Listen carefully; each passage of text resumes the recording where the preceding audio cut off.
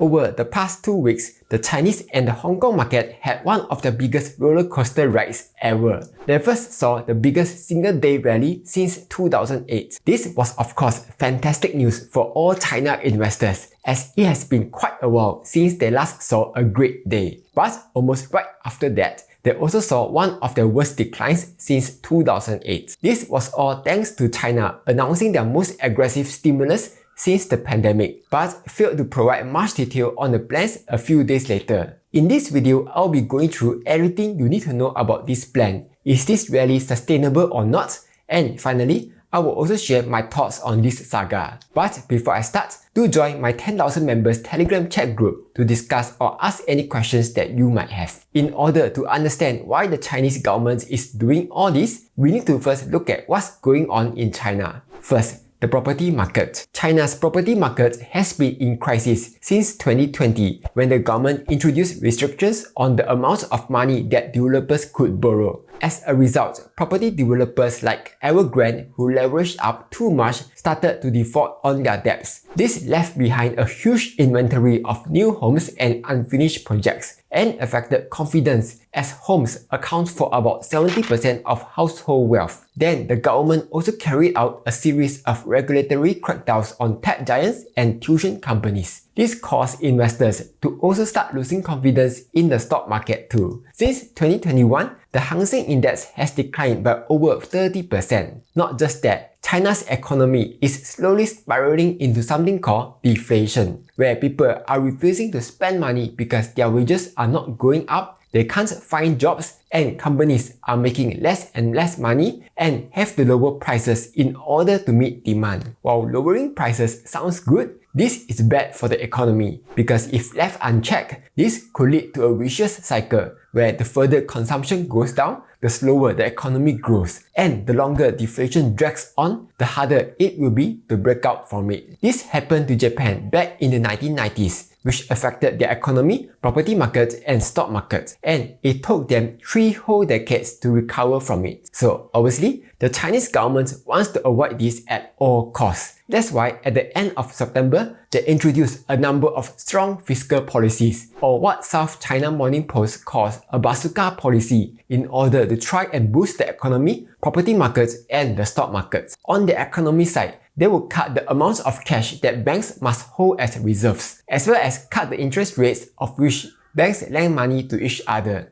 At the same time, Shanghai will also be giving out 500 million yuan worth of vouchers for people to go and spend money on things like restaurants, hotels, movies, and so on. Basically, a bit like our CDC vouchers lah. On the property side, they will be lowering interest rates on existing mortgage loans. And in some cities like Shanghai and Shenzhen, they are lifting restrictions on home purchase while lowering the down payment that's needed when buying new homes. Then, on the stock market side, they will be providing 500 billion yuan to institutions to pledge their assets to buy stocks, and another 300 billion yuan to lend to companies to do stock buybacks. Basically, money printers everywhere. But then, of course, we all know what happened. The China's National Development and Reform Commission held a news conference, but didn't give any new update on the stimulus, and the market be like, no update lah.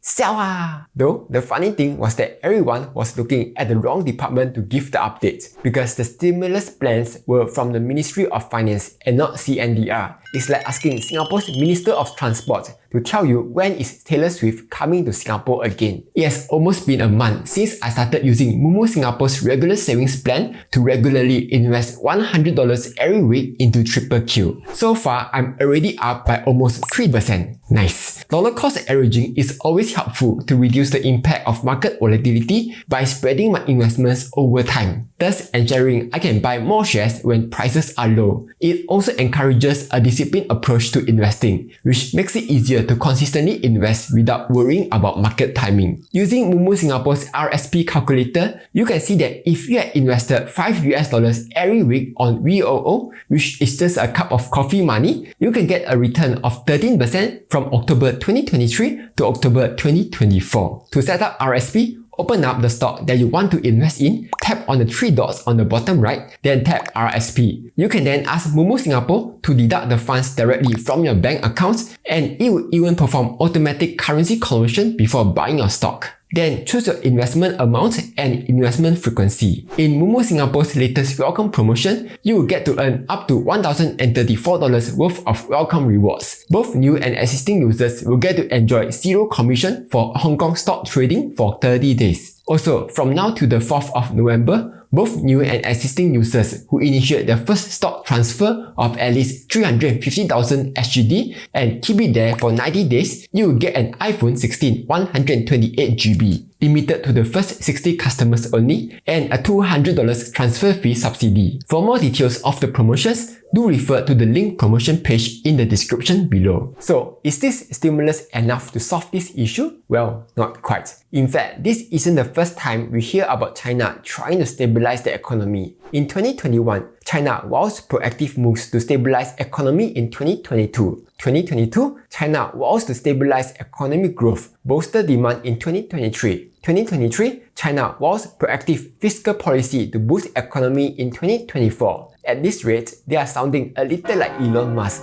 who's always promising his FSD is coming soon. In terms of size, this stimulus is estimated to be about 7.5 trillion yuan, which puts it as the third largest stimulus in China's history. Despite that, many analysts still feel that this stimulus isn't big enough to solve the problem. On SCMP, China's latest stimulus measures still don't go far enough.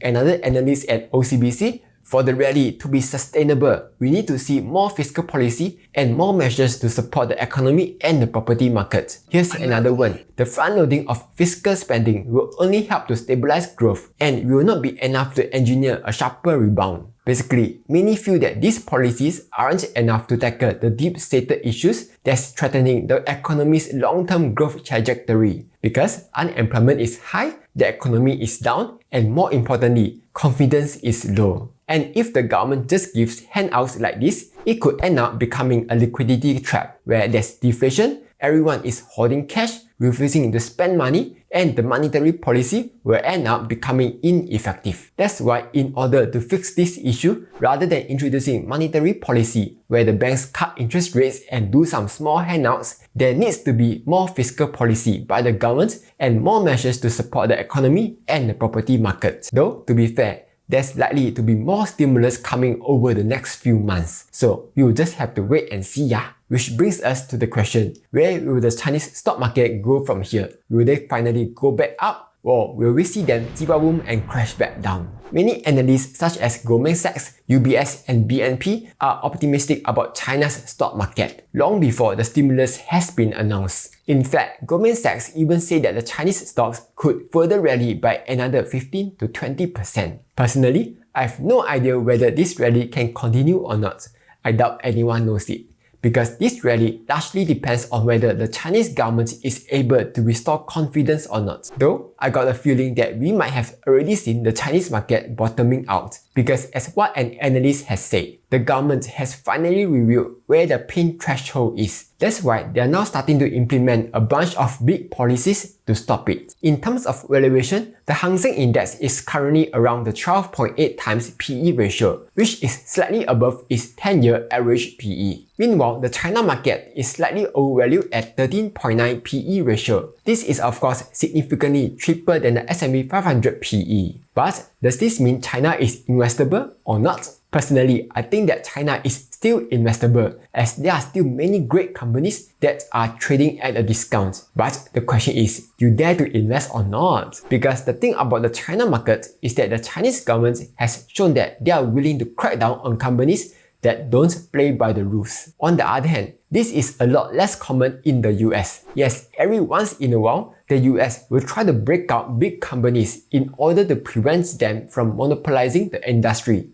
But this is a long and slow process that will take years. For example, the Microsoft antitrust saga took 21 years to settle. Whereas if China is not happy about you, they will quickly crack down whenever they want to. If you have not been looking to invest into China prior to this run-up, and if you are only thinking about this now, then probably China isn't for you. But if you are already invested and have held through all the ups and downs, especially downs, good for you, because you probably know what you're doing, or maybe not. Personally, I'd rather stick to easier investments like the US market that has a long track record of doing well while not having to worry about all the policy risks. But I guess that's just me. Anyway, that's all for this video.